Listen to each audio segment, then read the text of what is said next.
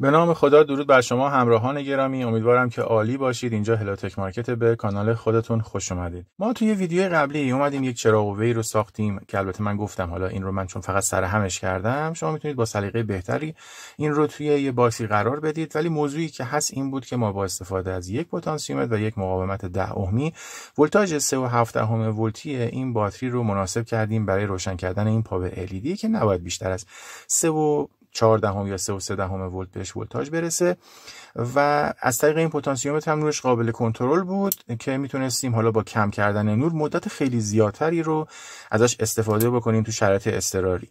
دو تا موضوع پیش اومد. یکی اینکه یکی از دوستان گفتش که باتری رو به این شکل اگر قرار بدی باتری خراب میشه، در صورتی که اینطور نیست. من خواستم اینجا به همه دوستان بگم که موازی کردن باتری ها یک قاعده ای داره که ما قبلا در موردش صحبت کردیم که گفتیم باید ابتدا با هم ولتاژ بشن و حتی سایت های تخصصی که در مورد باتری هم زیاد مطلب گذاشتن رو اگر مطالعه بکنید میبینید برای موازی کردن باتری ها همین رو گفته و فقط کافیه که شما باتریاتون هم ولتاژ باشه و به هیچ عنوان هیچ آسیبی بهش نخواهد رسید. این یک موضوع بعدی هم یکی از دوستان گفتن که حالا این چراغ قوه اصلا خیلی کاربرد نداره. من فکر کردم شما میخواید یک مدار خاصی رو طراحی بکنید و نمیدونم مصرف رو بیارید پایین و چند تا LED رو روشن بکنیم. حالا ما توی شرایطی که هستیم گفتم یه مدار خیلی ساده ارائه بدم که دوستانی که حالا میخوان خیلی سریع این رو آماده بکنن، داشته باشن، استفاده بکنن، بتونن.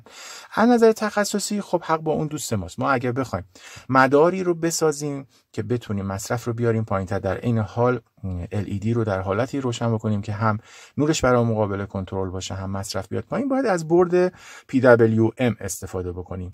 حالا این برد PWM توی این دستگاهی که دارید اینجا میبینید برای کنترل دور این موتور DC هست. اگه یادتون باشه ما قبلا یک PCB شیکر درست کرده بودیم که ویدیوش تو کانال هست. من لینکش رو براتون انتهای همین ویدیو یا تو قسمت توضیحات میذارم. کاری که این برد انجام میده این هستش که این ولتاژی که قرار هست بیاد برسه به دو سر این موتور رو به صورت شکل موج مربعی به موتور میرسونه. یعنی خیلی ساده کار PWM میشه همین. ما میایم موتور رو به جای اینکه مستقیما به باتری بزنیم و روشنش بکنیم، به صورت پالس مربعی موتور رو خاموش و روشن میکنیم و این باعث میشه که دامنه ولتاژ ما پایین نیاد.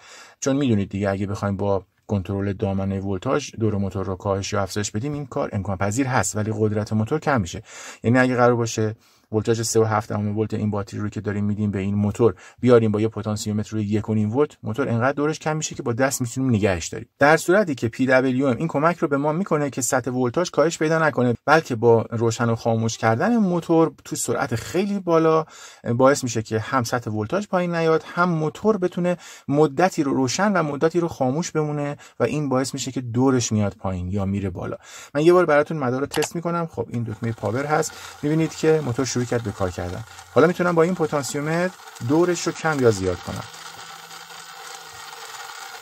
حالا میخوایم همین مدار رو روی همین پاور LED پیاده بکنیم. برای اینکه من تستش رو براتون بگیرم، اول این LED به اضافه این مقاومت 10 ohمی رو از مدار قبلی جدا میکنم و این قسمت رو هم از موتور جدا میکنم، متصلش میکنم به پاور LED، بعد تستش رو براتون میگیرم. خب دوستان، من یه تغییراتی تو مدار دادم. به جای این موتور اومدم این پاور LED رو وصل کردم به خروجی با رعایت مثبت و منفی. این مقاومت 10 ohm من به خاطر یک مقدار افت ولتاژه که ولتاژ حالا اگه تو حالت فول شارژ 4.2 ولت در نظر بگیریم باعث سوختن LED مون نشه. این از این. یه نکته دیگه‌ای که وجود داره اینه که برای کنترل خیلی خیلی بهتر این مدار اینجا یک مقاومت 1 کیلو اوهمی بین پایه 8 و 7 بود. چون تو شماتیک تو قسمت توضیحات براتون میذارم که میتونید از اون استفاده کنید، کامل اونجا براتون تغییرات رو اعمال کردم.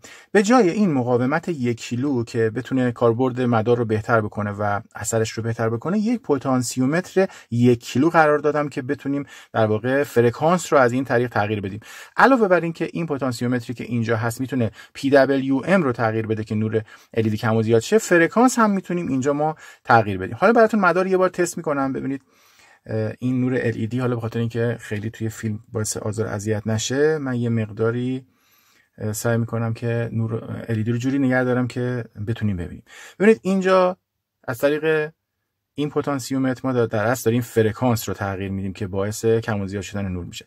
ما فرکانس رو توی یه حالتی میذاریم که مثلا یه نور خیلی کمی برای ما ایجاد کنه. حالا با این پتانسیومتر که اصل کاره برای تغییر PWM، ببینید خیلی راحت میتونیم نور رو کاهش یا افزایش بدیم، شدت نور رو.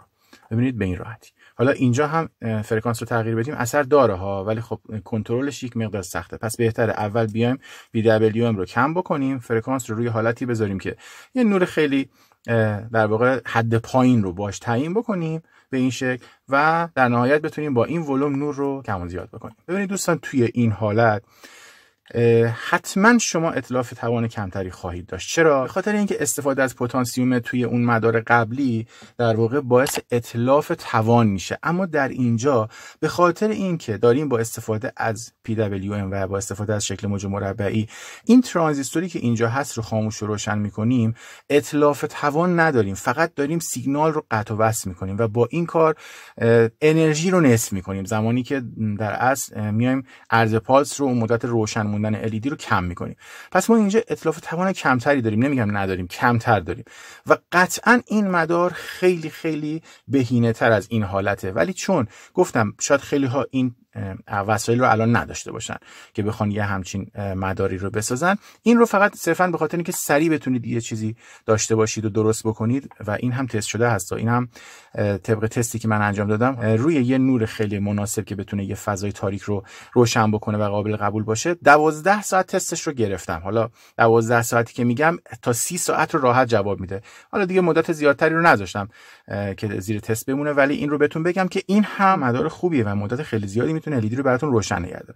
اما اگر از این مدار استفاده کنید دیگه فوق العاده است. یعنی واقعا حتی میتونم اینطوری بهتون بگم که تو نور خیلی زیاد هم باز خیلی مقدار زیادی در واقع انرژی سیف میشه. خب این شکل موجی که الان دارید میبینید تو حالتیه که PWM در واقع نقاط روشنش کمتره و LED الان نور خیلی کمی داره.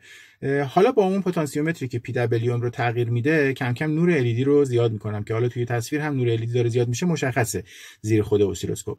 میبینید عرض داره زیادتر میشه، مدت زمان روشن موندن LED داره بیشتر میشه و این باعث میشه که LED نور در واقع بیشتری داشته باشه. حالا هر چقدر دوباره پتانسیومتر رو کم کنم میبینید نور LED هم کم میشه، عرض پالسمون هم در واقع تغییر میکنه و نقاط روشن کمتر میشن. خب حالا میخوام با استفاده از اون یکی پتانسیومتری که به پایه‌های 7 و 8 IC 555 وصل بود فرکانس رو هم تغییر بدم. ببینید اینجا الان فرکانس داره کم میشه و حالا اگه برعکس پتانسیومتر رو بچرخونم فرکانس من بیشتر میشه. ولی خب این فرکانس، بیشتر شدن فرکانس باعث میشه که روی نور LED هم همچنان تاثیر بذاره. با اینکه فرکانس رو زیاد کردم اما باز هم میتونم نور LED رو از طریق PWM کم و زیاد بکنم. خب من شماتیک این مدار رو براتون تو قسمت توضیحات میذارم و خب شما این قطعات رو کافی هستش که شکل همین حالتی که من بستم سر هم بکنید و پایه ها رو از زیر به این شکل به هم لحیم بکنید و ازش استفاده بکنید و امیدوارم که این ویدیو هم مورد توجهتون قرار گرفته باشه. مرسی از لایک ها و کامنت های دلگرم کنندتون. اگر عضو کانال نیستی لطفاً دکمه سابسکرایب رو فشار بدید، دکمه زنگوله رو فعال کنید تا در صورت انتشار ویدیو جدید براتون نوتیفیکیشن بیاد. مرسی که ما رو تماشا میکنید. برای همتون آرزوی سلامتی میکنم و تا یک ویدیو دیگه شما رو به خدای بزرگ میسپارم. خدا نگهدار.